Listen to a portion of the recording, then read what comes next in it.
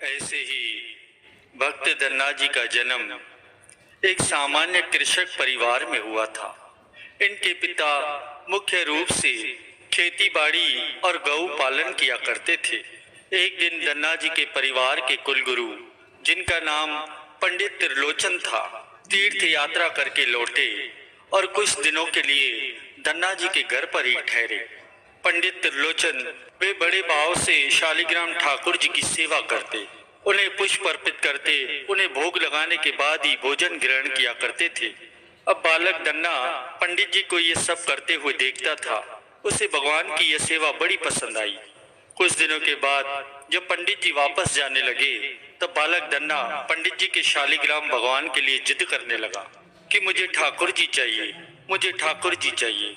परंतु पंडित जी अपने ठाकुर जी छोटे बालक को कैसे दे सकते थे। धन्ना जी को उनके माता पिता ने बड़ा समझाया, परंतु धन्ना जी नहीं माने। अंत में लोगों ने पंडित जी से कहा, पंडित जी यह तो अबोध बालक हैं, इसे शालिग्राम जैसा कुछ और देकर ही बहका दो। अगले दिन पंडित जी नदी में स्नान करने गए। वहां से वे एक गोल मटोल थोड़ा बड़ा सा काले रंग का पत्थर ले आए। तब वे धन्ना जी के पास आकर कहने लगे कि मैं तुम्हें अपने ठाकुर जी दे दूंगा, लेकिन मेरे पास दो ठाकुर जी हैं, बड़े ठाकुर जी और छोटे ठाकुर जी। तुम्हें कौन से ठाकुर जी चाहिए? धन्ना जी ने झट से जवाब दिया, मुझे तो बड़े ठाकुर जी चाहिए। अब पंडित जी भी यही चाहते थे। तब पंडित जी ने धन्ना जी को गुरु को वीडियो लाइक करना, सब्सक्राइब करना प्लीज़। बहुत मेहनत से मैं आपके लिए वीडियो लेके आता हूँ, बहुत मेहनत से मैं सत्संग लेके आता हूँ दोस्तों। तो वीडियो लाइक कर देना, सब्सक्राइब कर देना प्लीज़। वह बड़ा काला पत्थर बड़े ठाकुर जी बताकर दे दिया।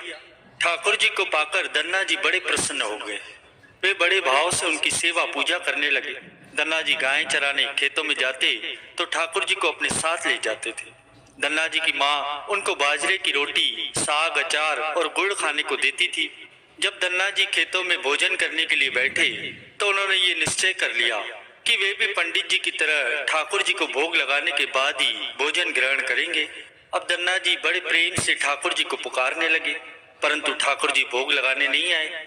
अब तो धन्ना जी ने पक्का निश्चय कर लिया कि जब तक ठाकुर जी स्वयं प्रकट होकर भोग नहीं लगाते वे भी भोजन ग्रहण नहीं करेंगे। जब ठाकुर जी ने धन्ना जी की रोटी का भोग नहीं लगाया तो धन्ना जी ने शाम को वह रोटी गाय को खिला दी। 3 दिनों तक ऐसा चलता रहा। न ठाकुर जी भोग लगाते न धन्ना जी भोजन ग्रहण करते। अब आया चौथा दिन। धन्ना जी खेतों में गए, भोजन करने के लिए बैठे और लगे ठाकुर जी को पुकारने, लेकिन ठाकुर जी आज भी नहीं आए। अब धन्ना जी खेतों में जोर जोर से रोने लगे और ठाकुर जी से गुहार लगाने लगे। वे कहने लगे कि आप तो बड़े ठाकुर जी हैं, आपको तो लोग रोज ही 56 भोग जमाते होंगे, परंतु मैं बालक 3 दिन से भूखा और परेशान हूँ। आपको मुझ पर थोड़ी सी भी दया नहीं आती? मुझ पर दया करके थोड़ा सा भोग लगा लो, जिससे मैं भी कुछ खा सकूं। पंडित जी ने कहा था कि आपको खिलाए बिना कुछ भी नहीं खाना, इसलिए पहले आप खा लो, उसके बाद ही मैं खा सकूंगा। धन्ना जी की भोलेपन से की गई प्रार्थना को सुनकर ठाकुर जी साक्षात प्रकट हो गए। अब ठाकुर जी को देखकर धन्ना जी बड़े प्रसन्न हुए। उन्होंने ठाकुर जी को माँ की दी हुई बाजरे की रोटी, साग और गुड़ खाने को दे दिया। ठाकुर जी बड़े चाव से रोटी खाने लगे। 4 रोटियों में से 2 रोटी तो ठाकुर जी ने खा ली। जब ठाकुर जी तीसरी रोटी खाने लगे तब धन्ना जी ने उनका हाथ ही पकड़ लिया और कहने लगे कि सारी रोटियां आप ही खाएंगे क्या? मुझे भी तो भूख लगी है, मैंने तो 4 दिनों से कुछ भी नहीं खाया। 2 रोटी आपने खा ली, अब 2 रोटी मेरे लिए छोड़ दो। यह सुनकर ठाकुर जी मुस्कुराने लगे और बची हुई 2 रोटियां धन्ना जी को खाने को दे दी। अब तो ये उनका रोज का नियम बन गया। धन्ना जी जब भी गायें चराने जाते तो खेतों में जाकर ठाकुर जी के साथ ही भोजन किया करते थे। एक दिन ठाकुर जी ने धन्ना जी से कहा कि तुम रोज मुझे रोटी खिलाते हो, लेकिन मैं मुफ्त में रोटी नहीं खाना चाहता, इसलिए मैं रोटी के बदले तुम्हारा कोई काम कर दिया करूंगा। तब धन्ना जी ने ठाकुर जी से कहा कि मैं तो बालक हूँ, केवल गौएं चराता हूँ, मैं आपको क्या काम बता सकता हूँ। ठाकुर जी कहने लगे, ठीक है, मैं तुम्हारी गायें ही चरा दिया करूंगा। उस दिन के बाद से ठाकुर जी धन्ना जी की गायें चराने लगे। एक दिन धन्ना जी ने बड़े भोलेपन से ठाकुर जी से पूछा कि आप मुझे अपने हृदय से क्यों नहीं लगाते हो। तब ठाकुर जी ने क्या कहा कि मैं तुम्हें प्रत्यक्ष तो दर्शन दे ही रहा हूँ, लेकिन मैं पूरी तरह से तब मिलता हूँ जब कोई सदगुरु की शरण ले लेता है। अभी तक तुमने किसी गुरु की शरणागति ग्रहण नहीं की है, इसलिए मैं तुम्हें अपने हृदय से नहीं लगा सकता।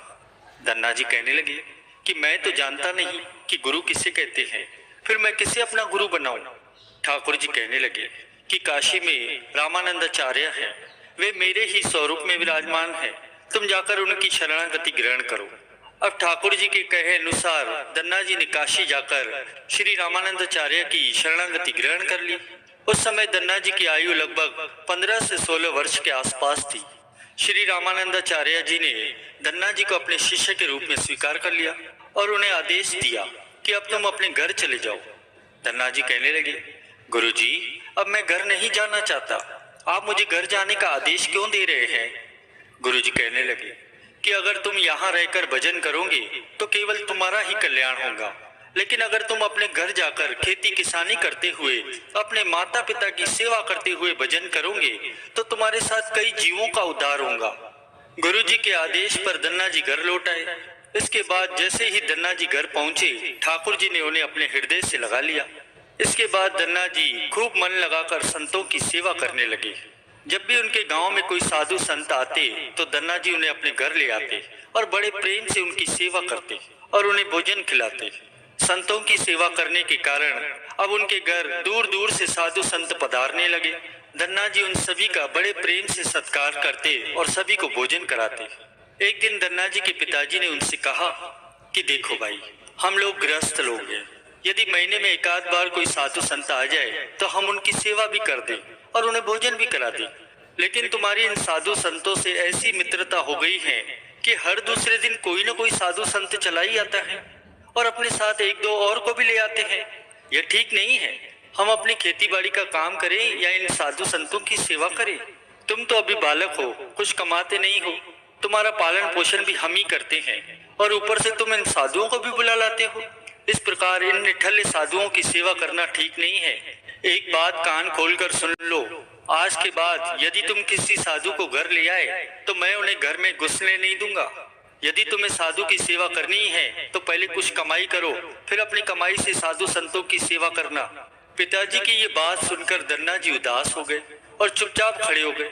तब पिताजी ने धन्ना जी को डांटते हुए कहा कि आज के बाद किसी साधु को घर में लेकर मत आना और जाओ खेतों में गेहूं बोकर आओ। खेत तैयार है, बोरियों में बीज का गेहूं रखा है, इसे बैलगाड़ी में रखकर ले जाओ और खेत में बो दो। धन्ना जी ने बैलगाड़ी में गेहूं की बोरियां रख ली और खेत में बोने चल दिए। धन्ना जी थोड़ी ही दूर चले थे कि रास्ते में उन्हें 5-6 साधु संतों की टोली आती दिखाई दी। धन्ना जी ने बैलगाड़ी से उतरकर उन्हें साष्टांग प्रणाम किया। संतों ने धन्ना जी को आशीर्वाद दिया और पूछा, बेटा, इस गांव में धन्ना जी का घर कौन सा है? सुना है वे रामानंदाचार्य के शिष्य हैं और बड़ी छोटी उम्र में ही उन्होंने भगवान के दर्शन किए हैं। हम भी उनका दर्शन करना चाहते हैं। यह सुनकर धन्ना जी संकोच में पड़ गए। वे हाथ जोड़कर बड़ी विनम्रता से कहने लगे, महाराज, मुझे ही लोग धन्ना भगत कहते हैं। संत कहने लगे कि भगवान ने बड़ी कृपा की है, हम जिनसे मिलने आए थे वे यही मिल गए। निश्चित ही आप ऐसे ही भगत हैं जैसा आपके विषय में सुना था। कितनी विनम्रता है आप में। चलिए आपके घर चलते हैं, वहीं बैठकर आपसे चर्चा करेंगे। अब धन्ना जी मन में विचार करने लगे कि अभी पिताजी ने साधुओं को घर लाने के लिए मना किया है। यदि मैं खेतों में बीज बोने की बजाय इन साधु संतों को घर ले गया तो पिताजी आसमान सिर पर उठा लेंगे और इन साधुओं का भी तिरस्कार होगा। तब धन्ना जी कुछ विचार करके कहने लगे कि महाराज, अभी घर पर कोई नहीं है, मैं भी खेतों की तरफ ही जा रहा हूँ, आप भी मेरे साथ वहीं चलिए। संत कहने लगे कि ठीक है, हमें तो आपसे मिलना ही था, अब आप जहाँ ले चले हम वहीं चलेंगे। फिर धन्ना जी उन सभी को अपने खेत में ले गए। खेत में एक पेड़ के नीचे बने चबूतरे पर साधुओं को बिठाकर कहने लगे कि महाराज, आप यहीं पर कुछ देर विश्राम कीजिए, तब तक मैं आपके भोजन की व्यवस्था करता हूँ। यह कहकर धन्ना जी वहां से बैलगाड़ी लेकर चले गए। अब बैलगाड़ी लेकर धन्ना जी सीधे बनिए की दुकान पर पहुंचे। वहां पर उन्होंने बैलगाड़ी में बीज वाला गेहूं जो खेत में बोने के लिए रखा था उसे बनिए को बेच दिया और उससे दाल बाटी और चूरमा बनाने का सारा सामान खरीद लिया। अब सारा सामान लेकर धन्ना जी खेत में पहुंचे। वहां पर उन्होंने संतों के साथ मिलकर बहुत बढ़िया दाल बाटी और चूरमे का प्रसाद बनाया। भगवान को प्रसाद का भोग लगाने के बाद बड़े प्रेम से उन्होंने सभी संतों को भोजन करवाया। इसी बीच भगवत चर्चा भी होती रही। संतों को भोजन करवाने के उपरांत बड़े प्रेम से उन्हें विदा भी कर दिया। संतों के जाने के बाद धन्ना जी मन में विचार करने लगे कि बीज वाले गेहूं को तो बेचकर संतों को भोजन करा दिया, अब खेत में क्या बोया जाए। अगर पिताजी से फिर बीज मांगने जाऊंगा तो पिताजी बहुत ही नाराज होंगे। यह सोचकर धन्ना जी ने बोरियों में रेत भर ली और आसपास के लोगों को दिखाने के लिए उस रेत को ही खेतों में बोने लगे। अब धन्ना जी भगवान का नाम लेते हुए शाम तक बोरियों की सारी रेत खेत में छिड़क दी। आसपास के खेत वाले देख रहे थे कि धन्ना जी खेतों में गेहूं बो रहे हैं, परंतु वे तो खेतों में रेत बो रहे थे। खेत बोने के बाद धन्ना जी बड़े प्रसन्न मन से घर की ओर चल दिए। वे सोचने लगे कि खेतों में तो कुछ बोया नहीं है तो उगेगा कहाँ से, तो देखभाल भी कैसी। घर पर पिताजी ने पूछा, खेत बो आए? धन्ना जी कहने लगे कि जी पिताजी, बो आया। अब कुछ दिन बीते। धन्ना जी के पिताजी और गांव के कुछ बड़े बुजुर्ग लोग धन्ना जी के पास आए और उनसे कहने लगे कि तुमने कैसा खेत बोया था? ऐसी फसल तो हमने अपने जीवन में आज तक नहीं देखी। ऐसा लगता है जैसे गेहूं का एक एक दाना नाप नाप कर एक समान दूरी पर बोया गया है और सारे ही दाने उगाए हैं। इतनी सुंदर फसल तो हमने आज तक नहीं देखी। ये सब तुमने कैसे किया? धन्ना जी सोचने लगे कि ये सब तो उनको ताने मार रहे हैं, खेत में कुछ उगा ही नहीं होगा, इसीलिए ऐसी बातें कर रहे हैं। तब धन्ना जी स्वयं खेत पर जाकर देखते हैं। वहां जाकर वे आश्चर्यचकित रह गए। उन्होंने देखा कि जिस खेत में उन्होंने रेत बोई थी वहां पर फसल उगाई है और ऐसी सुंदर फसल उन्होंने भी कभी नहीं देखी थी। फसल को देखकर धन्ना जी को भगवान की कृपा का एहसास हुआ। उनकी आंखों से आंसू ही बह निकले।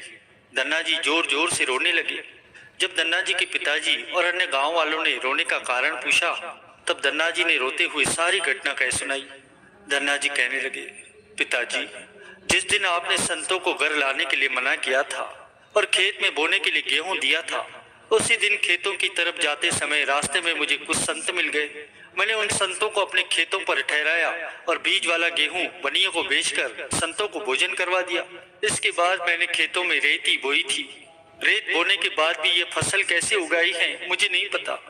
धन्ना जी की बात सुनकर उनके पिताजी के भी आंसू निकल आए।